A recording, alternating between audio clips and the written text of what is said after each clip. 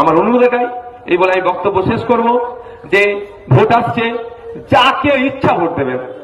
যদি ভালো না লাগে তার জন্য নোটা বলে একটা সিস্টেম আছে, একটা বোদাম আছে, যে এই কটা প্রার্থীর ভালো লাগে না আমি নোটাকে দিলাম, ঠিক আছে দেবেন।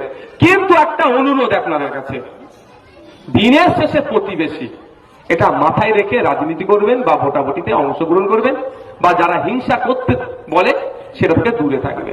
এই এলাকায় একটা হিংসা হলো, হিংসায় ক্ষতিগ্রস্ত কারা হবে? নওশাদ সিদ্দিকী হবে কি আমার সাথে?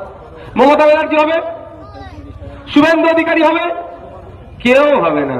শুভেন্দু অধিকারী যেখানে আসে 3 ঘন্টা টাইম লাগবে, মমতা ব্যানার্জি যদি আসতে চাই 2 ঘন্টা টাইম লাগবে, নওশাদ সিদ্দিকী যদি আসতে চাই 1.5 ঘন্টা টাইম লাগবে, ততক্ষণ যার ক্ষতি হওয়ার হয়ে যাবে। এসে কি বলবে মিডিয়ার সামনে? এটা উচিত হয়নি, একদম নয়, ছেড়ে কথা বলবো না, এছাড়া এর বাইরে কিছু বলবে? যার মায়ের যাবে সে বুঝতে পারবে, যে স্বামী আরা হবে সে বুঝতে পারবে, যে পিতা আরা হবে সে বুঝতে পারবে। আমার অনুরোধ, নির্বাচন আসছে আমাদের, মনে 29 এপ্রিল ভোট না আমাদের, এই সেকেন্ড ফেজে না, সেকেন্ড ফেজে।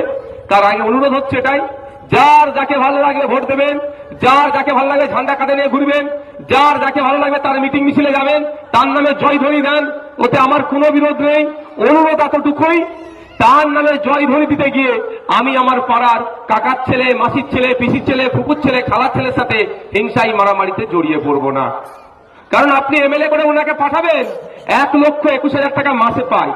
তা অনুরোধ এটাই, কার সাথে মারামারি করবেন আর কার জন্য মারামারি করবেন?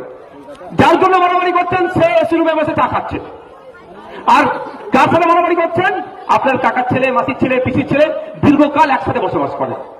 অনুরোধ এটাই আপনাদের কাছে, যেদিন দেখবেন মমতা ব্যানার্জি, নওশাদ সিদ্দিকী, শুভেন্দু অধিকারী, মোহাম্মদ সেলিম সাহেব নিজেদের মধ্যে মারামারি করছে, সেদিন আপনারা মারামারি করবেন, তারা কি করবেন?